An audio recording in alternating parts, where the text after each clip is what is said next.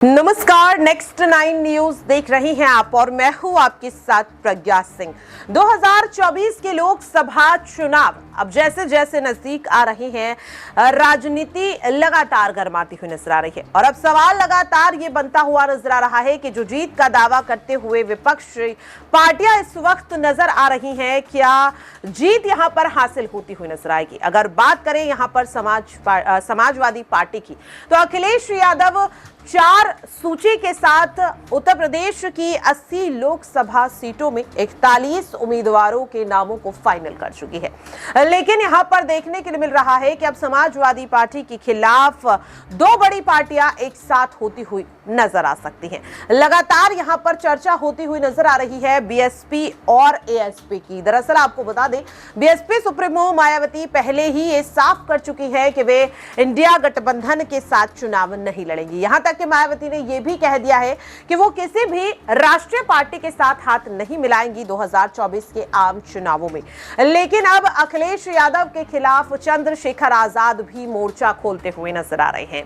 दरअसल चंद्रशेखर आजाद की नाराजगी का सामना अखिलेश को करना पड़ रहा है अपनी तीसरी सूची जारी करने के बाद, जब नगीना सीट पर अखिलेश के खिलाफ उम्मीदवार का ऐलान करते हुए माफ कीजिए, पर चंद्रशेखर आजाद के खिलाफ उम्मीदवार को उतारते हुए अखिलेश नजर आए। और इसके बाद अब माना जा रहा है कि अखिलेश के इस फैसले से कहीं ना कहीं कांग्रेस भी नाखुश नजर आ रही है। इस बीच कल जिस तरह से देखने के लिए मिला कि मुंबई में कांग्रेस की भारत जोड़ो न्याय यात्रा का समापन था और इस कार्यक्रम में, इस रैली में हर किसी को उम्मीद थी कि अखिलेश भी नजर आएंगे। अखिलेश, राहुल गांधी और तेजस्वी यादव को एक बार फिर से एक साथ एक मंच पर देखा जाएगा। तेजस्वी यादव तो वहां पर पहुंचे, लेकिन अखिलेश यादव पहुंचते हुए नजर नहीं आए।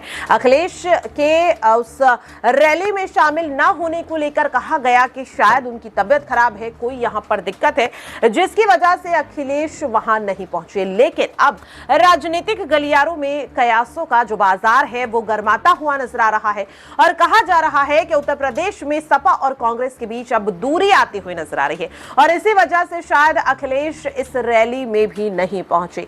सवाल लगातार ये बनता हुआ नजर आ रहा है कि क्या 2024 के आम चुनाव की शुरुआत होने से पहले ही उत्तर प्रदेश में सपा और कांग्रेस का गठबंधन टूट जाएगा, क्योंकि कई सीटों को लेकर सीधे सीधे सपा और कांग्रेस के बीच तल्खी देखने के लिए मिली।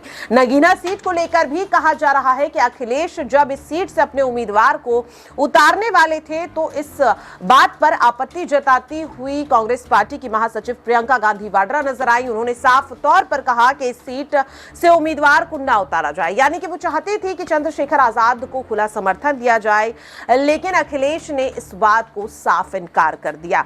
इसी के साथ अमरोहा सीट को लेकर भी यहां पर एक अच्छी खासी मीटिंग अखिलेश की देखी गई कांग्रेस आला कमान के साथ, जिसके बाद ये सीट कांग्रेस को मिल तो गई। लेकिन अब माना जा रहा है कि अखिलेश यादव नहीं चाहते कि उत्तर प्रदेश में उनके अलावा और कोई भी पार्टी मजबूत स्थिति में आए। लेकिन क्या उनकी रणनीति अब उन पर भारी पड़ती हुई नजर आएगी? और जिस तरीके से कल अखिलेश यादव महाराष्ट्र नहीं पहुंचे राहुल गांधी की इस भारत जोड़ो न्याय यात्रा के समापन वाले कार्यक्रम में, रैली में शामिल होते हुए नजर नहीं आए, क्या इसका मतलब यही माना जाए कि अब उत्तर प्रदेश में सपा और कांग्रेस के इस गठबंधन में दरार आती हुई नजर आ रही है?